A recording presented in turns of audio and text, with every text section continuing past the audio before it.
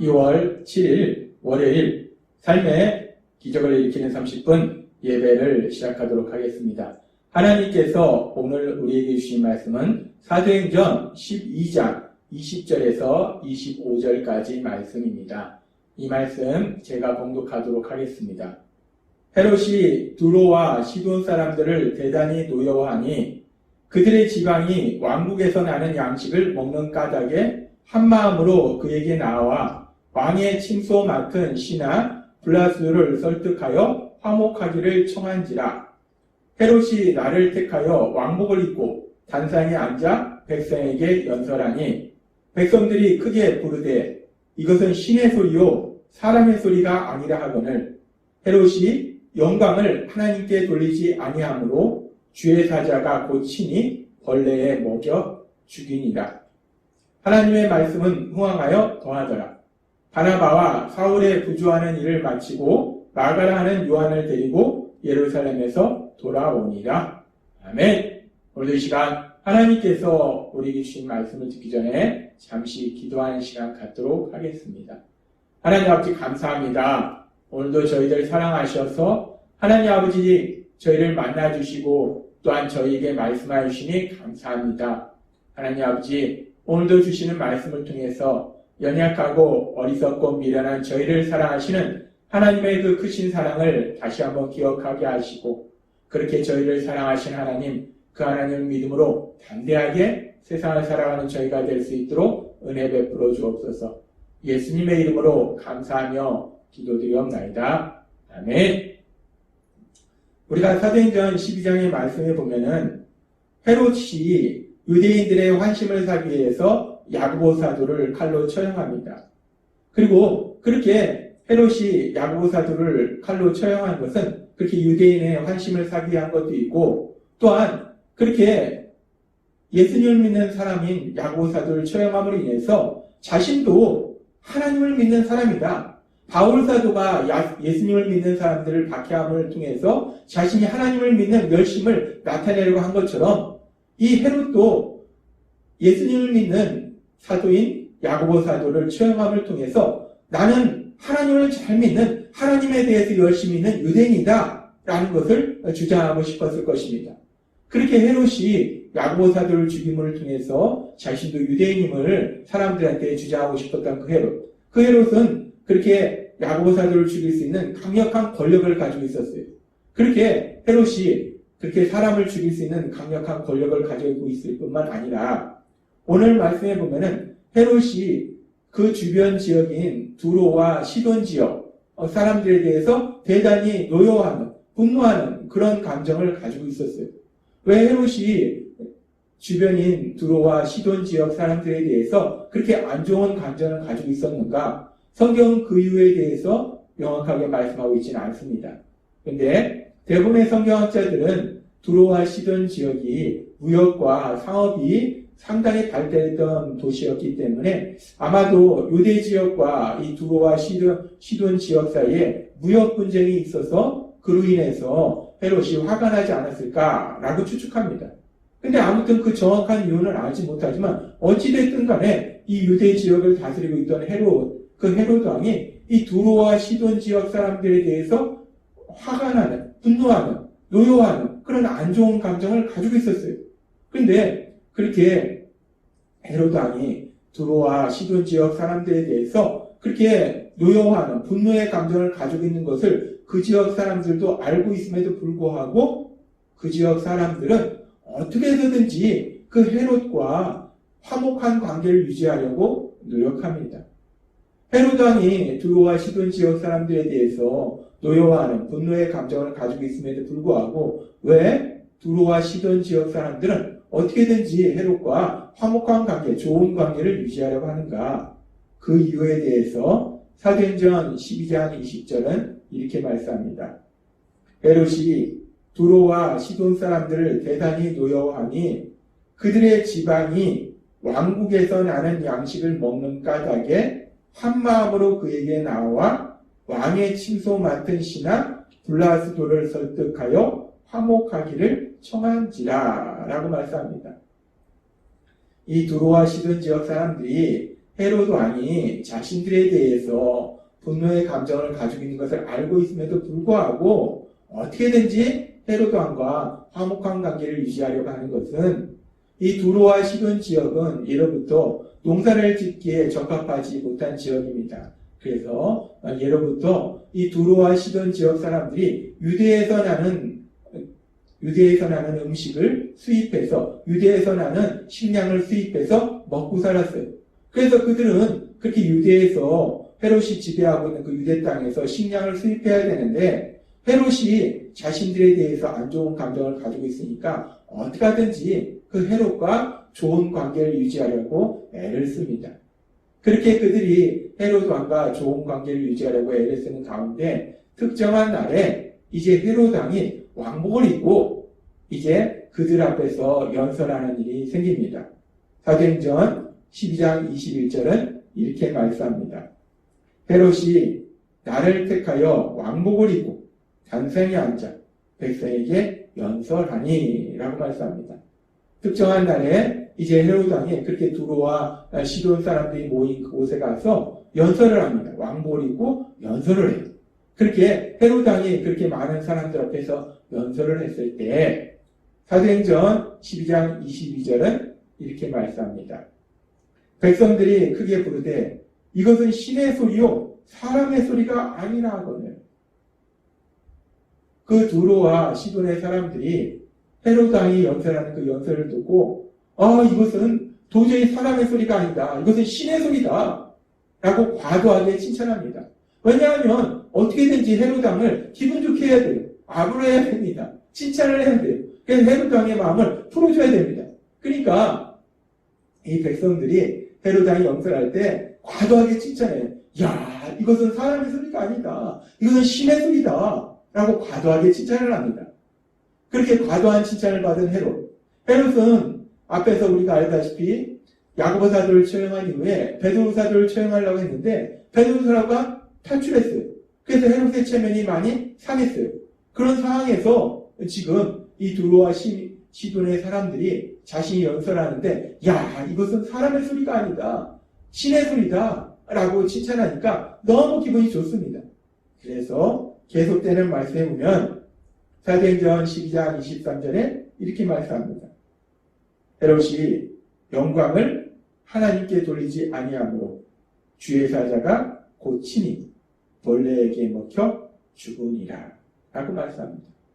앞에서도 잠시 살펴봤지만 헤롯 왕이 야고보 사도를 죽인 것이 물론 자신이 통치하고 있는 유대인들의 환심을 사기 위한 것도 있지만 자신도 하나님에 대한 열심이 있는 유대인이다 라는 것을 사람들한테 보여주기 위한 목적도 있었다는 거예요. 그렇게 헤롯 왕은 자신이 하나님에 대한 열심이 있는 하나님을 믿는 유대인이다 라고 주장하면서 지금 이 상황 속에서 그 모든 것을 하나님께 영광을 돌리는 것이 아니라 자신이 모든 영광을 가져가더라는 거예요. 자신이 모든 영광을 가져가는 엄청난 교만함, 이 죄를 범하더라는 겁니다. 그로 인해서 결국 헤롯은 이렇게 지금 사도행전 12장 23절의 말씀처럼 하나님의 무서운 심판을 받고 결국 급작스러운 질병으로 인해서 죽음을 당하는 그런 비참한 최후를 맞이합니다. 이렇게 하나님께 영광을 돌리지 아니하고 자신이 모든 영광을 가져가는 교만한 이런 헤롯의 모습과 반대되는 모습을 우리는 성경에서 앞에서 이미 살펴봤습니다. 진정으로 하나님을 믿는 사람 베드로 사도는 어떠했는가? 베드로 사도는 자신을 신처럼 생각하는 대우하는 그 고넬료에 대해서 사도행전 10장 25절과 26절은 이렇게 말씀합니다. 마침 베드로가 들어올 때에 고넬료가 맞아 발 앞에 엎드려 절하니 베드로가 일으켜 이르되 일어서라 나도 사람이라 하고 고넬료가 베드로를 마치 신과 같은 존재로 그 발 앞에 엎드려 절을 합니다. 그랬을 때 베드로가 그 고넬료를 일으켜 세우면서 나도 사람이라 나도 당신과 같은 연약한 사람이라 이 얘기는 내가 하는 그 모든 역사가 내가 하는 것이 아니라 전능하신 하나님이 하신 것이다. 나는 아무것도 아니다. 라고 모든 영광을 하나님께 돌리라는 겁니다. 그런데 지금 오늘 우리가 읽은 사도행전 12장의 말씀에 보면 그렇게 모든 영광을 하나님께 돌리는 진정으로 하나님을 믿는 베드로 사도와는 반대로 하나님께 영광을 누리지 아니하고 자신이 모든 영광을 가져오는 교만한 그런 헤롯의 모습을 볼 수 있어요. 그렇게 헤롯이 교만하니까 결국 그 교만으로 인해서 그 엄청난 죄로 인해서 사도행전 12장 23절의 말씀처럼 주의 사자가 고치니 벌레에게 먹혀 죽으니라. 하나님의 무서운 심판으로 인해서 갑작스럽게 질병이 걸리고 그 질병으로 인해서 그 대단한 권력을 가졌던 헤롯, 그 헤롯이 허무하게 죽음을 맞이하더라는 겁니다.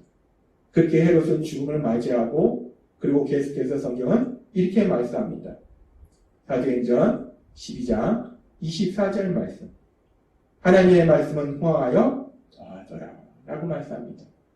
하나님의 말씀, 그 복음의 말씀이 전파되지 못하도록 방해하던, 그래서 그 복음의 말씀을 강력하게 선포하던 야고보 사도를 칼로 처형하고 더 나아가서 베드로 사도까지 죽이려 했던 그 헤롯 왕은 결국은 하나님의 무서운 심판으로 인해서 비참한 죽음을 맞이해요. 그러나 하나님의 선하신 뜻대로 사도행전 1장 8절의 말씀처럼 성령님이 역사하심으로 인해서 하나님의 말씀은 계속해서 강력하게 전파되더라는 겁니다. 하나님의 말씀은 더욱더 강력하게 사람들한테 전해지더라는 거예요. 악한 자는 결국 하나님의 무서운 심판 안에 쓰러지고 그리고 하나님의 선하신 뜻대로 그 복음의 말씀은 더욱더 강력하게 전파되는, 선포되는 것을 우리가 볼 수 있습니다. 그러면서 우리가 오늘 사도행전 12장의 말씀을 통해서 우리는 인간이 얼마나 연약한 존재인지에 대해서 다시 한번 생각해 볼 수 있어요. 지금 사도행전 12장에 보면은 헤롯이라는 한 인물에 대해서 말합니다. 유대 지역을 다스렸던 헤롯 왕. 그 헤롯 왕은 막강한 권력을 가지고 있었다는 거예요. 그래서 야고보 사도를 처형했고 베드로 사도까지 처형하려고 감옥에 가두는 그런 권력을 가지고 있었다는 거예요. 또한 그 헤롯 왕은 두로와 시돈 지역 사람들이 자신들에 대해서 헤롯 왕이 분노의 감정을 가지고 있음에도 불구하고 어떻게든지 그 헤롯 왕과 화목하려고 할 정도로 막강한 영향력을, 권력을 가지고 있던 존재가 헤롯 왕이라는 거예요. 그렇게 헤롯 왕은 세상적으로 볼 때는 막강한 권력을 가졌다는 거예요.